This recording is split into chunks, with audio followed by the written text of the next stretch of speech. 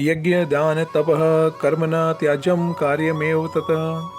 श्रीमद् भागवत गीता में भगवान श्री कृष्ण ने ये वचन कहे हैं। ये बड़े ही महत्वपूर्ण वचन हैं। इनका अर्थ है यज्ञ दान और तप रूप कर्म किसी भी स्थिति में त्यागने योग्य नहीं है, अपितु कर्तव्य रूप में इन्हें अवश्य करना चाहिए। शास्त्रों में तप के अंतर्गत व्रतों की महिमा बताई गई है। सामान्यतः व्रतों में सर्वोपरि एकादशी व्रत कहा गया है। जैसे नदियों में गंगा, प्रकाश तत्वों में सूर्य, देवताओं में भगवान विष्णु की प्रधानता है, वैसे ही व्रतों में एकादशी व्रत की प्रधानता है। एकादशी व्रत के करने से सभी रोग दोष शांत होकर लंबी आयु, सुख शांति और समृद्धि की प्राप्ति तो होती ही है, साथ ही मनुष्य जीवन का मुख्य उद्देश्य भगवत प्राप्ति भी होती है। नमस्कार दोस्तों, धर्म कर्म में आपका स्वागत है।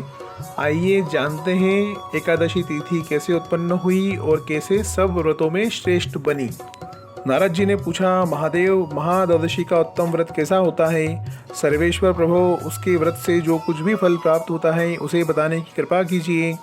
महादेव जी ने कहा, ब्राह्मण, यह एकादशी महान पुण्य फल को देने वाली है। श्रेष्ठ मुनियों को भी इसका अनुष्ठान करना चाहिए।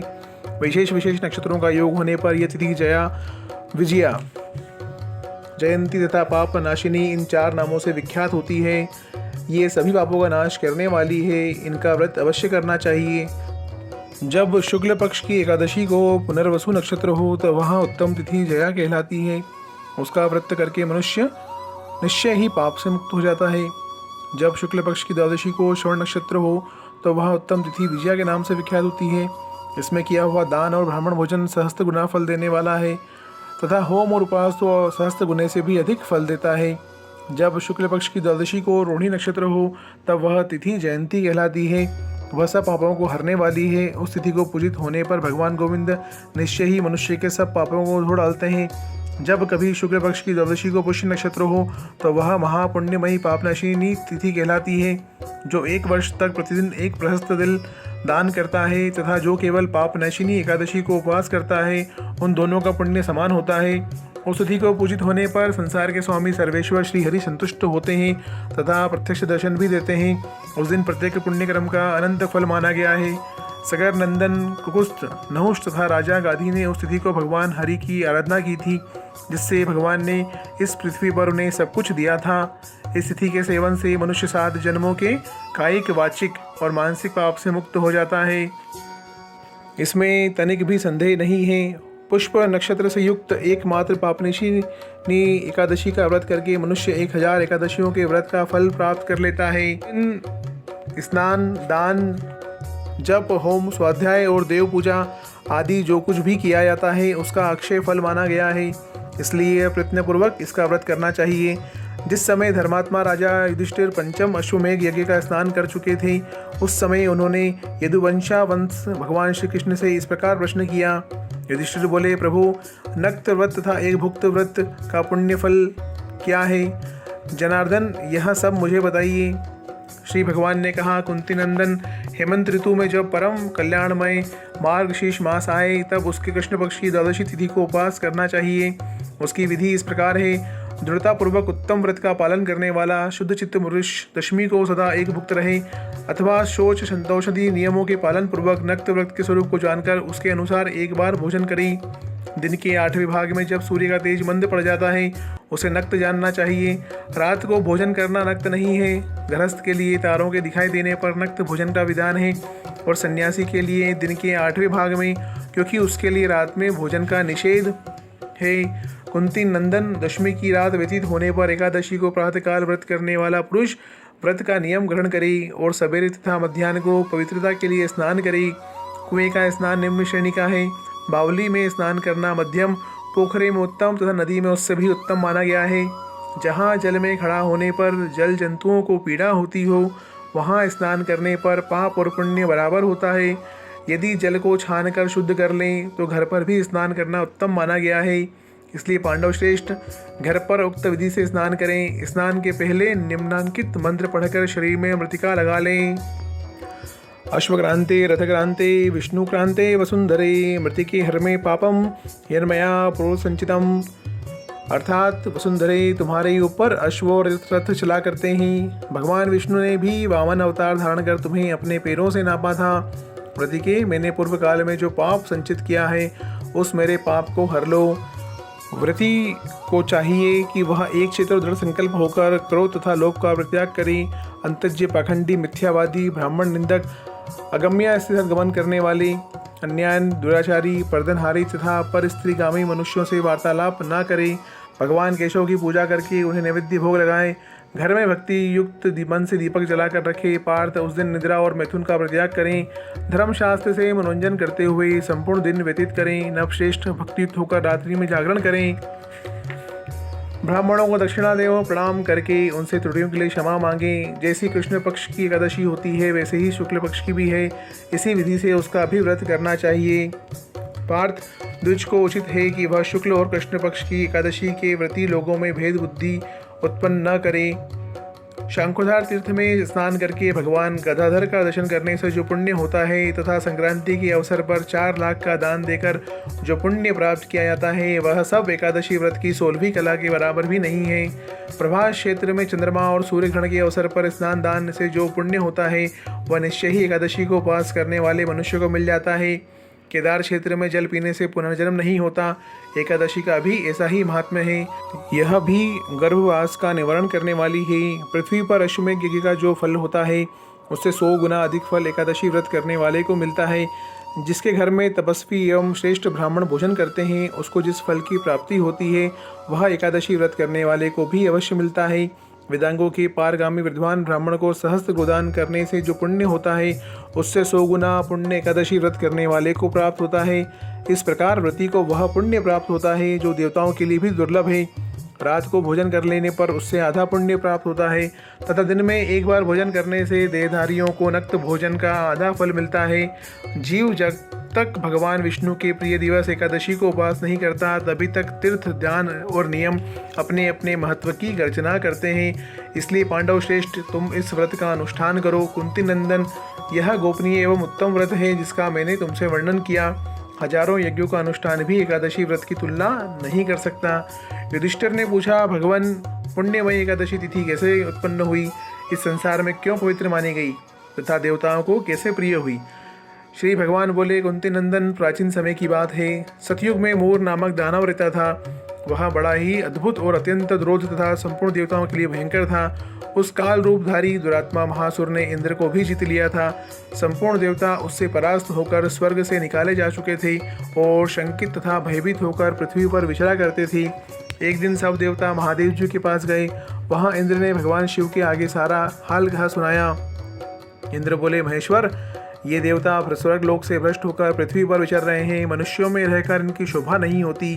देव कोई उपाय बतलाइए, देवता किसका सहारा लें?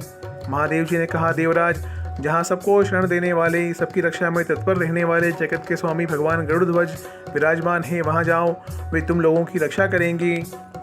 भगवान श्री कृष्ण कहते हैं, युधिष्ठिर, महादेव जी की बात सुनकर परम बुद्धिमान देवराज इंद्र संपूर्ण देवताओं के साथ वहाँ गए। भगवान गदाधर क्षीर सागर के जल में सो रहे थे। उनका दर्शन करके इंद्र ने हाथ जोड़ करके स्तुति आरंभ करी। इंद्र बोले, देव देवेश्वर, आपको नमस्कार है। देवता और दानव दोनों ही आपकी वंदना करते हैं। पुण्यकाक्ष, आप दैत्यों के शत्रु हैं। मधुसूदन, हम लोगों की रक्षा कीजिए। जगन्नाथ, संपूर्ण देवता मोर नामक दानव के भयभीत होकर आपकी शरण में आए हैं। भक्त वत्सल, हमें बचाइए। देव देवेश्वर, हमें बचाइए। जनार्दन, हमारी रक्षा कीजिए, रक्षा कीजिए। दानवों का विनाश करने वाले कमल नयन, हमारी रक्षा कीजिए। प्रभु, हम सब लोग आपके समीप आए हैं, आपकी ही शरण में आ पड़े हैं। भगवान, शरण में आए हुए देवताओं की सहायता कीजिए। देव, आप ही पति, आप ही मति, आप ही कर्ता और आप ही कारण हैं। आप ही सब लोगों की माता और आप ही जगत के पिता हैं। भगवान देव देवेश्वर, शरणागत वत्सल देवता भयभीत होकर आपकी शरण में आए हैं। प्रभु, अत्यंत उग्र स्वभाव वाले महाबली मोर नामक दैत्य ने संपूर्ण देवताओं को जीतकर इन्हें स्वर्ग से निकाल दिया है। इंद्र की बात सुनकर भगवान विष्णु बोले, देवराज, वह दानव कैसा है, उसका रूप और बल कैसा है तथा उस दुष्ट के रहने का स्थान कहाँ है? इंद्र बोले, देवेश्वर, पूर्व काल में ब्रह्मा जी के वंश में तालजंघ्य नामक एक महान असुर उत्पन्न हुआ था जो अत्यंत भयंकर था। उसका पुत्र मूर दानव के नाम से विख्यात हुआ। वह भी अत्यंत उकट, महापराक्रमी और देवताओं के लिए भयंकर है। चंद्रावती नाम से प्रसिद्ध एक नगरी है, उसी में स्थान बनाकर वह निवास करता है। उस दैत्य ने समस्त देवताओं को परास्त करके स्वर्गलोक से बाहर कर दिया है। उसने एक दूसरे ही इंद्र को स्वर्ग के सिंहासन पर बिठाया है। अग्नि, चंद्रमा, सूर्य, वायु तथा वरुण भी उसने दूसरे ही बनाए हैं। जनार्दन, मैं सच्ची बात बता रहा हूँ, उसने सब कोई दूसरे ही कर दिए हैं। देवताओं को तो उसने प्रत्येक स्थान से वंचित कर दिया है। इंद्र का कथन सुनकर भगवान जनार्दन को बड़ा क्रोध हुआ। वे देवताओं को साथ लेकर चंद्रावतीपुरी में गए। देवताओं ने देखा दैत्यराज बारंबार गर्जना कर रहा है। उससे परास्त होकर संपूर्ण देवता दशों दिशाओं में भाग गए। अब वह दाना भगवान विष्णु को देखकर बोला, खड़ा रह, खड़ा रह। उसके ललकार सुनकर भगवान के नेत्र क्रोध से लाल हो गए। वे बोले, अरे दुराचारी दानव, मेरी इन भुजाओं को देख। यह कहकर श्री विष्णु ने अपने दिव्य बाणों से सामने आए हुए दुष्ट दानवों को मारना आरंभ किया। दानव भय से विहील हो उठे। पांडुनंदन, तत्पश्चात श्री विष्णु ने दैत्य सेना पर चक्र का प्रहार किया। उससे छिन्न भिन्न होकर सैकड़ों योद्धा मौत के मुख में चले गए। इसके बाद भगवान मधुसूदन बद्रिकाश्रम को चले गए। वहाँ सिंहावती नाम की गुफा थी जो 12 योजन लंबी थी। पांडुनंदन, उस गुफा में एक ही दरवाजा था। भगवान विष्णु उसी में सो रहे थे। दानव मूर भगवान विष्णु को मार डालने के उद्योग में लगा था। वह उनके पीछे लगा रहा। वहां पहुंचकर उसने भी उसी गुफा में प्रवेश किया। वहां भगवान को सोते देख उसे बड़ा हर्ष हुआ। उसने सोचा, यह दानवों को भय देने वाला देवता है, अतः निसंदेह इसे मार डालूंगा।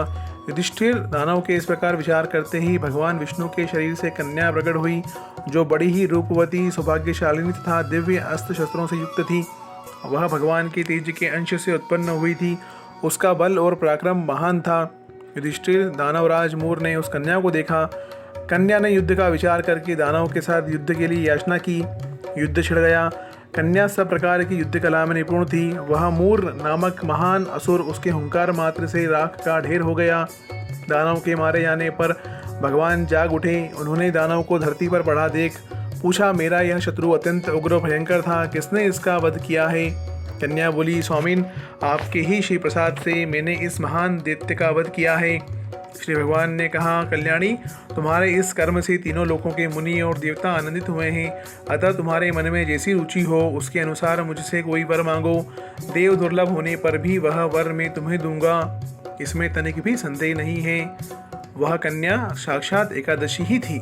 उसने कहा, प्रभु, यदि आप प्रसन्न हैं तो मैं आपकी कृपा से सब तीर्थों में प्रधान, समस्त विघ्नों का नाश करने वाली तथा सब प्रकार की सिद्धि देने वाली देवी हूँ।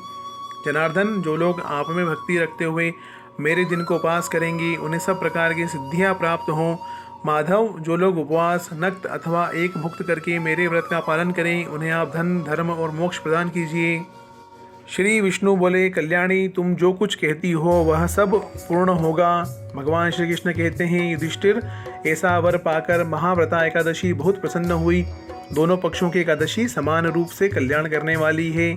इसमें शुक्ल और कृष्ण का भेद नहीं करना चाहिए। यदि उदय काल में थोड़ी सी एकादशी, मध्य में पूरी द्वादशी और अंत में किंचित त्रयोदशी हो तो वह त्रिस्पर्शा एकादशी कहलाती है। वह भगवान को बहुत ही प्रिय है। यदि एक त्रिस्पर्शा एकादशी को उपवास कर लिया जाए तो एक सहस्र एकादशी व्रतों का फल प्राप्त होता है। इसी प्रकार द्वादशी में पारण करने पर सहस्त्र गुना फल माना गया है। अष्टमी, एकादशी, षष्ठी, तृतीया और चतुर्दशी ये यदि पूर्व तिथि से वृद्ध हो तो उनमें व्रत नहीं करना चाहिए।